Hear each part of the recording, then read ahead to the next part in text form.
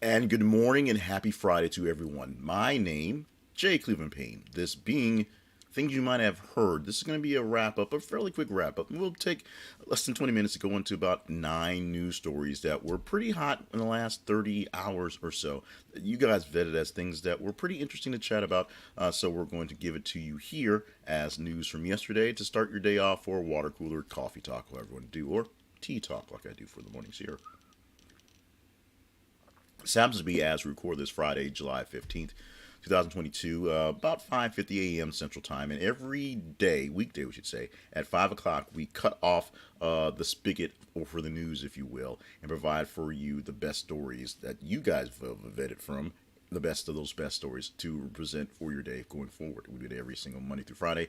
On Mondays, we do a bigger expanded thing. We'll talk more about that in a bit. But I would remind you that you can find out all about what goes on with the Conversation Project at our main website. This is theconversationproject.com. Stop by there to find links for our sponsors, links for partnership opportunities, and other things we're doing along the way. Let's get into the news stories so we can keep it pithy for the day. Starting with story number one, and that is WWE Monday Night Raw moving to TV 14 ratings as soon as Monday, I believe. Literally, this upcoming Monday, the announcement was put out there that the PG era of the WWE is now done, at least for the Monday Night Raw version. The version for SmackDown, the version on Fox, which is still broadcast TV, is TV 14 for all practical purposes. But the Monday Night Raw is skipping to that one, so we're not going back to bra and panties matches, probably less hardcore matches going on because of this. But this is a sign of the times of things shifting with what's going on, and it's very, very telling right now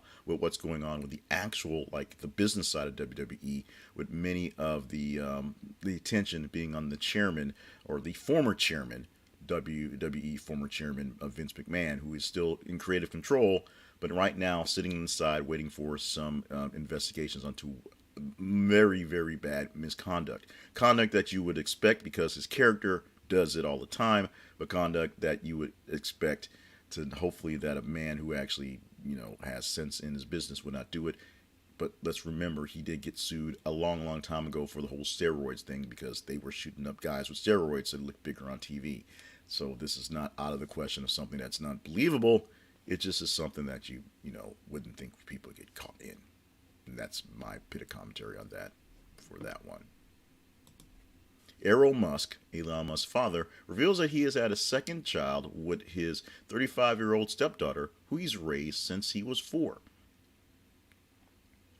DailyBeast.com gives us this one, and I'm just going to reread that and then be quiet for a moment, and then we're going to move on. Errol Musk, Elon Musk's father, reveals that he had a second kid with his 35-year-old stepdaughter, who he's raised since she was 4.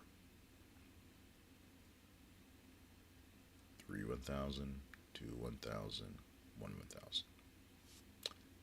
Moving on. Constance Wu attempted suicide after fresh off the boat tweet backlash. Variety.com is a source for this one, so click the link for this one and read this story. Constance Wu had not so kind words in a tweet that she sent after some incident a while back about her show, Fresh off the Boat, not being picked up for another season. Because it's Twitter and because people believe they have the right to an opinion, which they do, and the right to express it in the worst ways possible, which they do on Twitter.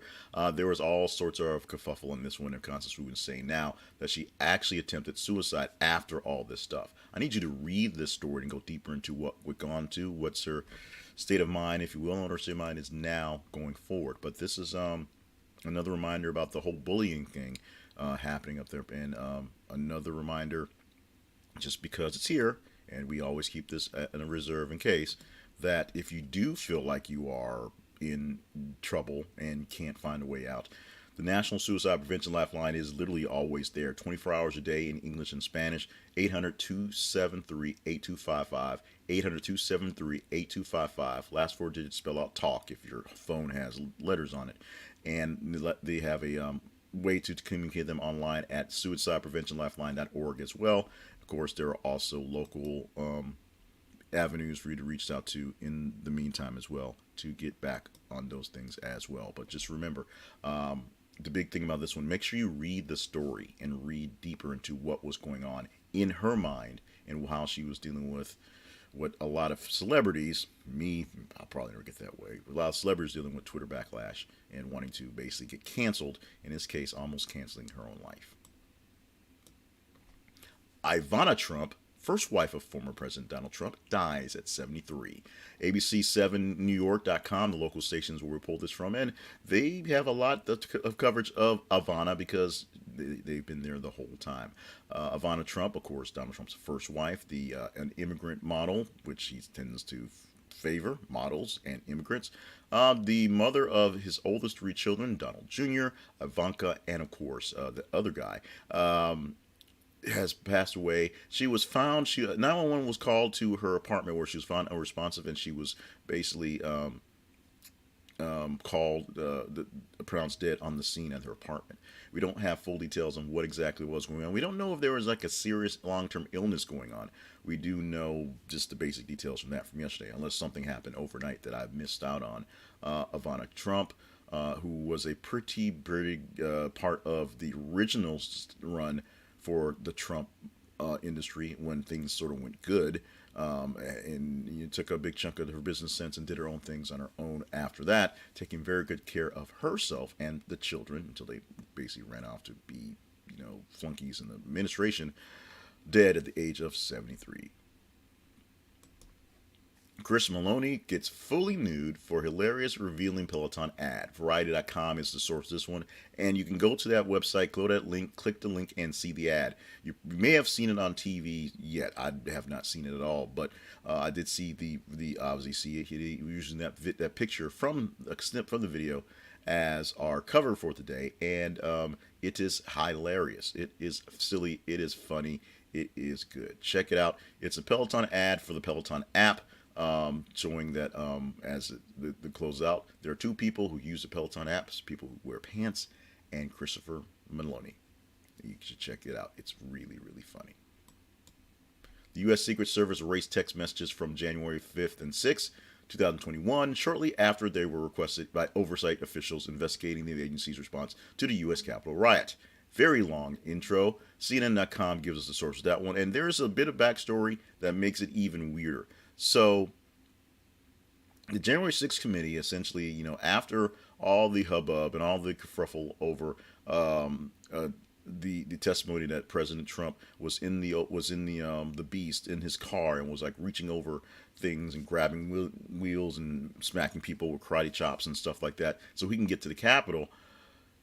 The Secret Service said no, didn't quite happen. Two things came about.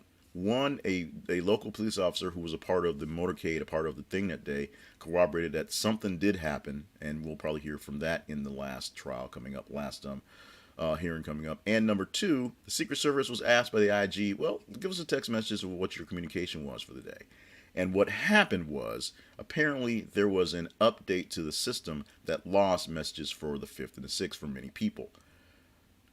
So they said they didn't delete them. They were erased via an update and no backup for just January 5th and January 6th.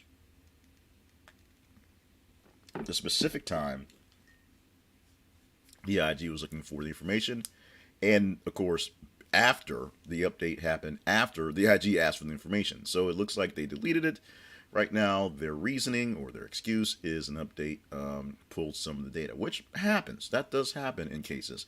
But not having a backup of it because there's supposed to be, extreme records keeping for government services, and having it for these specific days after they were asked for something to happen to go, let's do an update that's going to erase things. It probably wasn't said quite that way, but it does look a little bit insubordinate from that vantage point. Kansas City Royals will have 10 players missing from series in Toronto over vaccination status. USA Today is our source of this one. And yes, you must be vaccinated to travel to Canada, period, nonstop. It's what's going to happen. 10 members of the Kansas City Royals who said they don't want to be vaccinated can't go to Canada to play in Toronto, period. In the sentence, nothing else to be said. So, in fact, one of those players who is not vaccinated, is not running up north to play baseball, is their only all-star player listed. He can't go keep playing internationally because he's not vaccinated. There's a lot of underlying things going along with this. There's the freedom to not be vaccinated, but of course, here's a consequence right here. You can't travel for work. There are reasons for people who may not need them, but these people are star athletes whose bodies can probably withstand anything the vaccine can give them. You have the choice to not do this, but you can also have the choice to be left out in the cold when big things happen, such as this right here. We can discuss this offline or online and other varies. If you think this is a good thing or bad thing, think this is a fair thing or not fair thing, let me know. But this is the reality. Canada has a law, has a rule, has a place in place, a procedure, a plan of action for people that who are not vaccinated. They just can't come across the border, period. That doesn't mean their chances of catching something or bringing something back are there. That just means they're unvaccinated. Their chances of catching something or transmitting something is greater than people who are vaccinated, and they're not taking the chance. Celsius becomes third major crypto firm in 2 weeks to file for bankruptcy. Finance.yahoo.com. A real finance story from finance.yahoo.com. And it's a big deal. Celsius, as the headline says, is a major crypto firm where you can buy, sell, and trade your crypto. Very recently, they stopped allowing you to buy, sell, and trade your crypto, and now they're going into bankruptcy to protect themselves as a company. What that means for your crypto that's seized up in Celsius, I don't know. It's probably gone, to be honest. Crypto, not the best investment right now, and I say that knowing that we use Robinhood and various places as sponsors for this podcast, where you can invest in your crypto. So that's out there as well. But what we have is the actual ripple effect of a market going down. This doesn't mean that crypto's not going to come back, or that crypto and blockchain itself, the technology itself, is not viable for the future. It just means using crypto as an investment, thinking of it as some sort of cash thing. It's not the greatest thing to do right now. Meanwhile, the stock market and the housing market themselves, the more traditional things, they look a little crazy too. But they're probably not going away, and definitely going away as hard as the crypto market. Many people were afraid nothing existed because you don't get you get a token. You don't even get a token. You get you don't really get cash on the bank anymore either. You get numbers and decimals and whatnot. And crypto is just like that. But the blockchain means it's forever. Well, we'll see how this works out. Celsius, the third large firm to stop doing anything, and now it's filing for bankruptcy because crypto is dying, unfortunately. Half of Americans report canceling $10,000 in student debt per borrower. TheHill.com gives us this one. This is from a survey of people going forth, and there's some pros and cons and balancing back and forth of the whole issue. But what it comes down to is a big chunk of Americans think that every person who's should get at least 10K of their debt just relieved, canceled, and then go from there. They're not talking about doing all of it. They're not talking about just wiping out clean. They're not talking about just looking for people who are quote unquote the poor ones and giving it to them. They're saying just take every student, make a blanket 10K swath, and whatever's left, go from there. That would help. Proponents are always calling it things like you giving stuff to people that they shouldn't have did in the first place. You're bailing people out. It's a bailout. We bailed out banks. We bailed out airlines. We bailed out Wall Street. Why can't we bail out student borrowers who have way too much money and are finding that sometimes their college educations, their college degrees, aren't worth as much money as they were promised. Their college educations probably worth a lot for them. Their actual piece of paper that they got, that they put on their resume, many cases not up to par. Let's go to our teaser story, and I apologize for the look of it. I could not get that ad out of the way. It was all sorts of weirdness going on, and then the other articles disappeared in the process. But the article from New York Post, which is probably posted about 5 minutes ago, woman charged twice for eating too much at all-you-can-eat buffet. That is to quote, eating too much at the all-you-can-eat buffet. Check out this story. We'll see if it lasts the weekend. We'll see if you want to chat this one up come Monday, because we do have 3 full days of posting to get to. So if this is one that you deem interesting enough to go into, just engage with it as you see it in the feeds, and we will take care of it from there. This is our teaser story for today. For Friday, maybe we'll talk about it as the tease comes through for Monday. Right now, we are going to talk about investments, but investment in your time, or sometimes a time sink, if you will. YouTube TV, we had a story on this. We posted a few days ago. I don't think we actually talked about it though. YouTube TV has reached a milestone in subscribers, And people are calling it, although they are the trades, maybe the future of TV.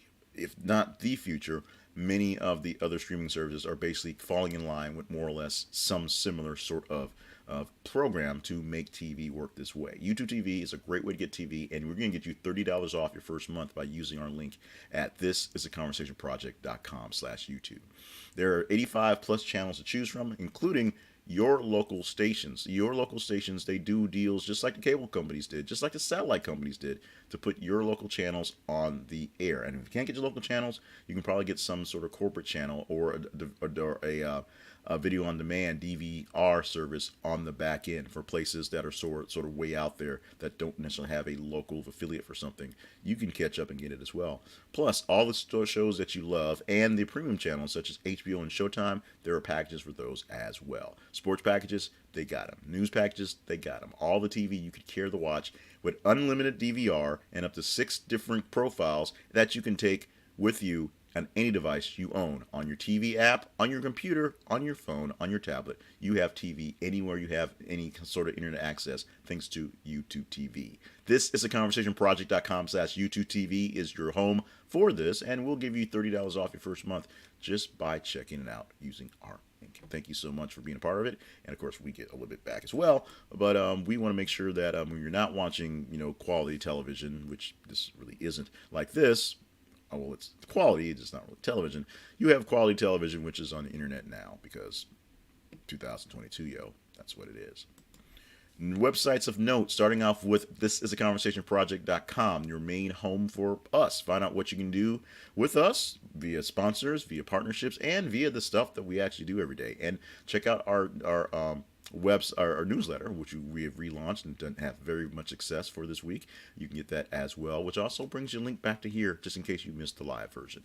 Also, facebook.com/thisisaconversationproject and twitter.com/th_conversation are the feeds. That's where we post stories every 50 minutes for you to engage in as you watch them. We read them, check them out, like them, love them, hate them, share them, and the more engagement they get, the higher chance they get to be talked about in the actual program. Tuesday through Thursday, we get about 30 to 35 stories that posted within that 30-hour window of a day, and so we pick from the top 15, 5 to 8 stories to go into. Monday, we go from Friday to Monday morning, so we have 3 days plus to go through. We'll take from the top 30 stories. We'll get over 90 stories in that batch. We'll get the top 30 stories, and we'll pick 7 to 9, 10 stories to talk about on Monday. Monday's a larger bit. We also promote this to other channels as well, so we make a big deal out of it. But to make sure that you're part of the big deal all the time, just go to our YouTube page at thisisaconversationproject.com/YouTube. Subscribe there. You'll get it 5 days a week. And we're on TikTok at the Conversation Project. All that to be said. Going out the door, birthday to things for today, for July 15th. Celebrating for Forrest Whitaker, 61 years old today. Actor Scott Foley, 50 years old today. And other actor, 3 actors, Brian Austin Green, turning 49 years old today. It's kind of weird thinking that Brian Austin Green from 90210 days, because it makes me feel old, is 49. But he is. That is the truth. Tapioca pudding day today. Most people don't like it, but I wanted to keep the theme going for food, and that was the most popular food thing for the day that was on the listing. Now, people who hang out with their friends heavier than they are tend to gain weight. Those who socialize with leaner friends tend to maintain their weight or even lose a few pounds. But why? Why? Researchers conclude that social influence is a big factor in weight loss and gain. This means if you hang out with people who are larger and they basically do what larger people do, they may be more sedentary, they probably eat more, they probably snack more, do things like that. You may do more things that are more sit down as opposed to move around. You'll probably gain weight or not, lose any weight. If you're with people who are more mobile, not necessarily because they are leaner, but they just do more moving stuff, more walking around, they eat a different diet, whatever, you tend to basically the whole social aspect, peer pressure things. If you hang out with more people who are larger, you'll probably stay larger. Hang out with more people who are thinner, you'll probably lose some weight in the process. Think about that, really seriously think about that as you're thinking about your actual journey to health and fitness and weight loss. See if the people you're hanging out with are a bad influence on you and your weight, and adjust accordingly. This has been Things You Might Not Have Heard for Friday, July 15th, 2022. I am still Jay Cleveland Payne. Whether you're watching this live right now or in the future, because it's lives on the internet, thank you so much for being with us here for this jaunt through the news stories from the previous day, Thursday. Things to talk about, chat up at your water cooler talk, with your coffee talk, as things go along on the day. Taking a sip to remind myself, excuse me, at the importance of just can't get out. Being hydrated, staying limber, and staying on task, or staying hydrated, if you will, because there are a lot of great things that we need you around for. You are very important to us, and we need you here. And another quick reminder, National Suicide Prevention Lifeline, 800-273-8255, or last four digits spell out TALK, 800-273-8255, or TALK. You can also reach someone online at suicidepreventionlifeline.org. They're available 24 hours a day in English and Spanish to talk you down that metaphorical ledge, or actual ledge, if it is that way. There are also plenty of local options, and if you have to go find a friend and bother them until they can sit with you, it's more important for you to be here and be a little sad than you to try to end that sadness with suicide. As we said, because it is what it is, it's Friday. It's July 15th. It's 2022, and we're going to wrap this thing up right now and get ready for a great weekend, a great last day of work. Let's start with that. Great weekend to come, and of course, Monday morning, we're going to spill over some of the best news stories that you said were most conversational for the weekend. So join us Monday. Let's see if we talk about that lady who got charged twice at the all-you-can-eat buffet. Let's see if that story lasts a weekend here on Things You Might Not Have Heard.